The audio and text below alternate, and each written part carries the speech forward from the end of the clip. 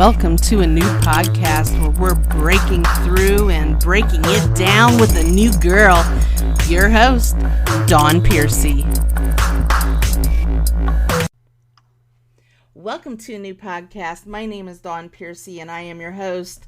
Today I am bringing you someone straight from the UK, Captain of the Lost Waves. Now, his music as well as his videos are quite eccentric. You're gonna have to check him out. He's extremely creative with what he does. And he has been described, his music has been described as a music box of tales, unsolved mysteries, and hidden gems via the Captain's journey through time. Captain, welcome to a new podcast. It's great to have you on as a new guest. How are you doing?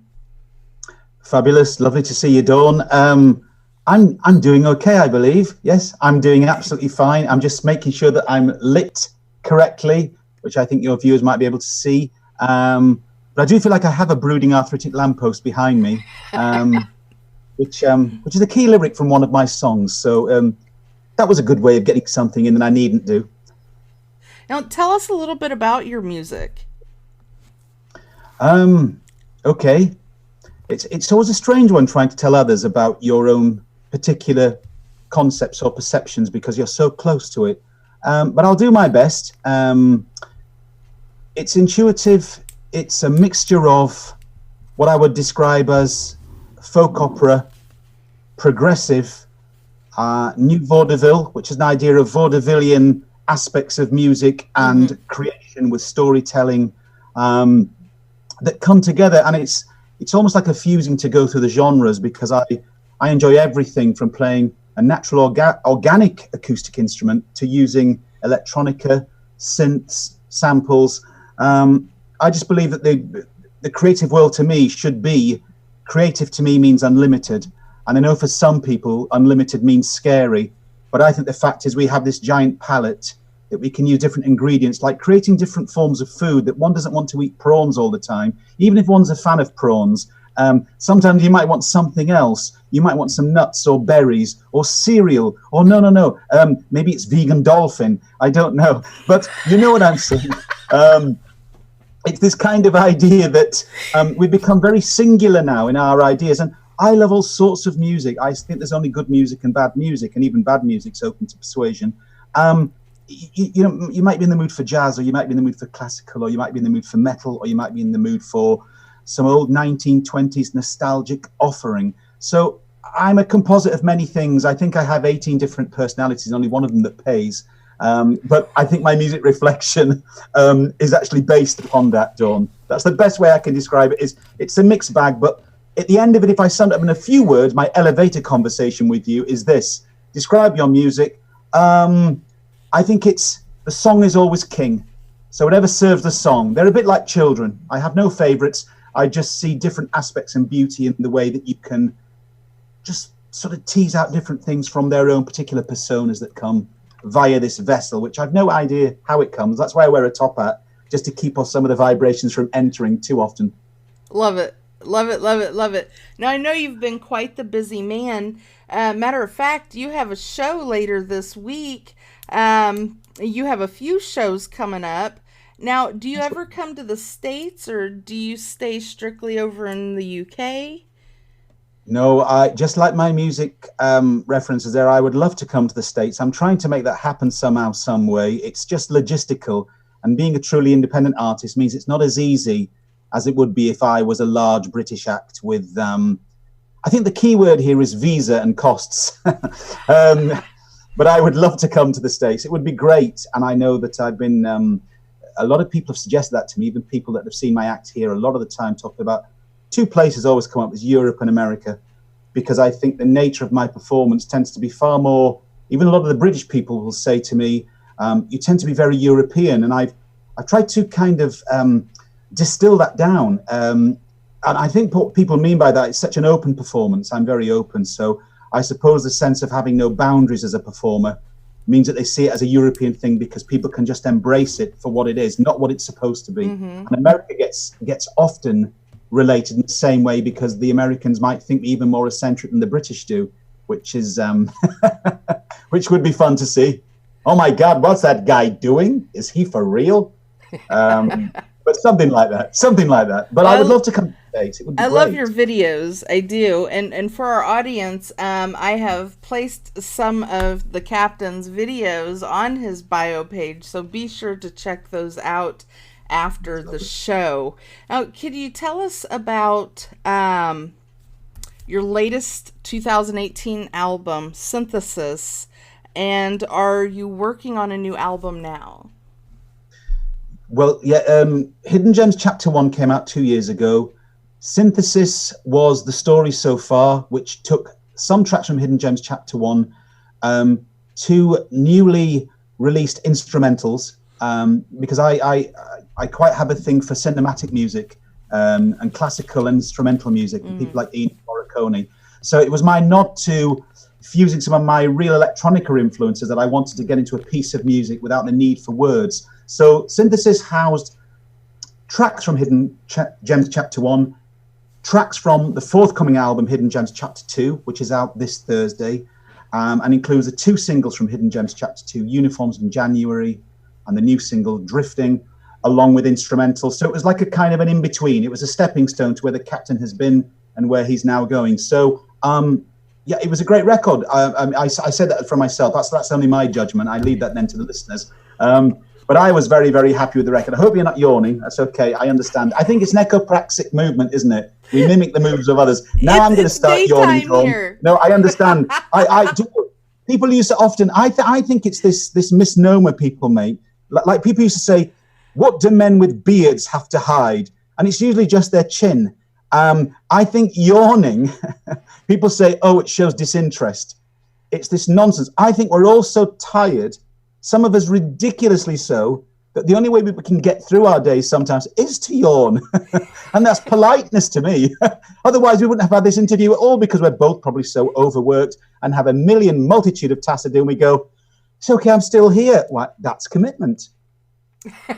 Well, it's like I'm awake, but then I have narcolepsy. I'm not going to lie. Oh, all right. Okay. So okay. I could be I could be at a concert standing next to the speaker, and I just want to lay my head down just for a minute. Just for a minute, and I'll fall asleep. I kid you not. That's micro naps throughout the day. Little micro naps throughout the day, yeah? Right. Yes, indeed. Absolutely. Wow. So, what can we expect from you in the remainder of the 2019? Okay, well, with the album coming out, which we made entirely on 2-inch tape, it was an old vintage tape machine. That was quite a process, because everything is live, and there's no, I mean, not that I cut and paste much, but in the age of the digital world, you can cut and paste quite simply. But this whole record was sort of, I've got some amazing musicians on here. So we did that. We put that to bed. That's out this Thursday, so it's available on all nice. Sort of on online platforms, as well as the physical copies from the website and shows.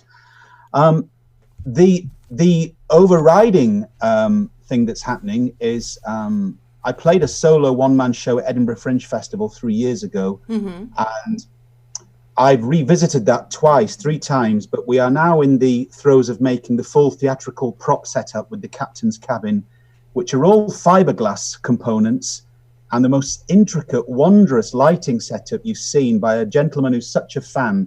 I must say there and interject, the amount of people who make things for me or create things for me due to just a love and a passion for the whole captain, it's really quite, the kindness that I've been shown by so many people has been really quite amazing. This gentleman called Dylan Cooper is creating a theatrical bespoke model for me to take out. So I'm hoping to launch the theatrical show, which will be the launch of the ship, the Phoenix, so to speak, in December. So the whole thing will be a process of you being brought into a world where you don't just watch a musical show with its intuitive, improvised elements. You actually get a full ambience and a full setting, which actually suits the whole thing entirely. It's like a musical womb. I'll bring you in, and then at the end of it, you can just imagine at the end of 9 months and you're born again. Some kind of idea of bringing you into the world, sort of completely removing all senses of reality external of that, and then enjoying that process. And that's the real thing we're aiming for this year, to get that just completely fine-tuned, and then the challenge of selling it to people who haven't a clue how to market or know what to do with me. And I often get told that I absolutely love this. What do I do with it? Who can I sell this to? You great distribution. That's what. I'm just saying. That's what I need. That's what I need, Dawn. Yes, That's it is. what I need. Yes, I agree. Yes. I agree. I'm going to say yes. Where did your passion for music start? And did you start with learning instruments? Tell us about that. I think it was around 3 years old. Oh, wow. And I started performing for the family without an instrument, doing impressions of singers of the day and comedians. And I always did impressions since I was that small. Mm-hmm. And I grew with my grandparents. So often these are the days when TV only had 3 channels when I was 3 years old. And they would say, "Oh, please, Sean, entertain us." So I'd come down, brush my hair into some strange fashion, and then they'd count down, and then I'd arrive and I'd do a little show each night for the family. That continued throughout all my life. I think my grandma used to say that I think you were born into this family just to keep us happy. I don't think that's always been the case. But from an entertainment point of view, I think I earned my milk tokens. And I used to always say that I didn't know what this was. It feels almost shamanic. And I mean shamanic in the best way, that my sense of feeling that I'm something plugs into me and I just go with it. And it's a wondrous thing. And sometimes I come up with ideas that I have no idea where they come from. It's like my neural pathways are working at a speed which, I think they often say this about performance, that you can be on a stage and it fine-tunes everything, and the form of adrenaline coursing through the body. Mm-hmm. My sense is that once I get myself out of the way, this thing just happens. And as I grew older, I think 9, 10 years old, I started to learn the guitar, self-taught. Everything I do is self-taught. And that's not in the sense of kind of reverse snobbery or everything I do is self-taught. I'm saying it was my particular journey that I didn't feel the need to learn theory. I don't read or write music, or I work with some great people who do, but my particular thing felt very organic, quite rebellious. It's always felt completely non-conformist. And I'm not saying I'm designed to be a leader, but I was never designed to follow. And that's not always been easy. So I have to find things that I, as myself, as an audience member, would say, what do I want to watch? What do I want to see? And this is what I try to create. And if I can keep that sense of something great within my own head, then hopefully I have that connection with an audience. But and then music has just been a lifelong experience. But I say music is it's a highly spiritual thing to me. And without getting kind of religious or anything about that, I know people can attach to music what they wish. But music's like electricity; it can be used in a multitude of ways. And I think that I always found music very, very healing as a child, and I still think it's that stepping stone. It's the thing we give to somebody to create a connection, often when we are limited by language, or often when we are limited by social anxiety. Music creates this stepping stone, this bridge between two worlds, and I still think it has that. And I would say that creating music's like it's like an accepted form of alchemy. I see it as magic, so I'm not going to try and quantify how it happens, but I know that it does. Okay, nice. If you had one thing, go ahead. Should I give a short answer? if you need a short answer, Dawn, just stop me and say, "Captain, stop." In no less than 10 words, bang, you've got me. Okay. If you want to discipline me, please do so. You're good. Virtually You're good. Virtually whip me. Sorry, Dawn. If you have one thing that you'd like to say to the world, what would it be?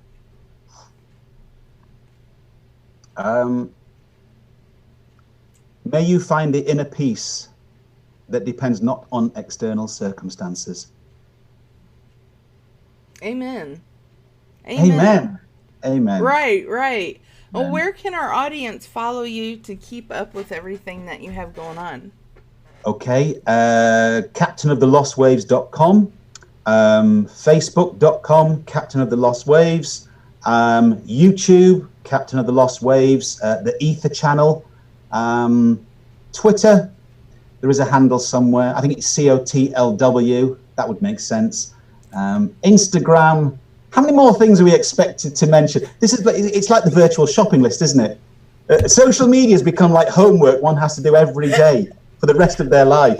Well, I'm going to take some time out. I've totally made it easy for the audience to follow. All you have to do is go to our platform on anewpodcast.com, click on the feature, A Captain of the Lost Waves, and it'll take you directly to all of his links. Click and follow.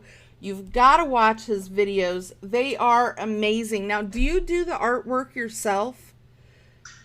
No, I worked with two. I've always had a very distinct vision about what I want to create. So I'm highly visual, actually. Even music comes to me in visual, as well as auditory. Music, I see it in pictures. It's like a form of symmetry. I really do see it. So when I hear a song that I create, often I can hear orchestrated sounds behind it. So this is like a multi-sensory thing. So with the artwork, I may have a distinct vision. Mm-hmm. But then I will work with artists like Jan Govey, who put the new album together so beautifully, Damien Clark, who's been a key friend and collaborator, James Reed, who's worked on the videos with me. They've been amazing. That's probably the close-knit network of the group that I work with. But these are extraordinary artists in themselves. And, and then there's John Chamberlain, who's done a lot of the illustrations on the new album. But I will have a specific vision. And if you can see that... yes, I've seen that. I absolutely love the artwork and the graphics and the videos. It's so unique. I love it. Thank you. Well, I'm using that as an example there from talking to Jan and saying, this is the circus of morality. It's the actual idea that we all navigate the circus of morality through our own life choices. Right. And she said, what could we come up with? And I said, I see myself on a tripwire with the circus pole and bunting flowing below it from the dark grey of the monochrome world into the colour of a castle. So the castle is at the end, which almost looks, we believed we'd create almost like a melting wax Tim Burton-esque candle of one castle. Castle. What am I talking about? Castle. The circus of wonder at the end, which is us, I think, truly sort of finding who we are without the need to constantly let everyone know. And Jan worked on this idea, and she created every aspect of taking the artwork from a photograph of me and generating this incredible piece of artwork. I mean, I don't know how many hours are involved in this work. A lot. Yeah, absolutely. I mean, when I even look at the inside, which is the game board, every illustration is bespoke. And our crowdfunding paid for that, because my crowdfunding allowed me to pay for every artist, for every person. And without a label, I have to find the ability to be able to pay for things to be what I only believe in releasing something that can be top quality. I don't kind of believe in doing things in a mediocre way. So I'd rather not release something than release something that's half baked. But my taste tends to be quite expensive, Dawn, in the sense of wanting something to look as good as it can, and that is where the work is. And if any of your viewers ever get this in their hands, it's also got spot varnishes across different aspects of the album. So it's a beautiful tactile thing as well. But that's a classic example of me seeing that vision in my head, and then the artist going, oh no, what am I going to do? Because I make life quite hard for people around me, in the nicest way, because my good friend Damien will always say, work the art until you know it's the best it can be. So even when I'm trying to slacken off, he doesn't. So I've got some hard taskmasters around me, but that's good, because I think if people say yes to you all the time, every time, then you don't sculpt away at your own blind spots. We can all have our own blind spots. So I think it's good to kind of use people as in that soundboard of, and they're incredible artists in their own right. So I would say they're very skilled, so they can see my vision for something and say, this is how we execute it. I talk very abstractly obtuse, and I'm full of romanticism.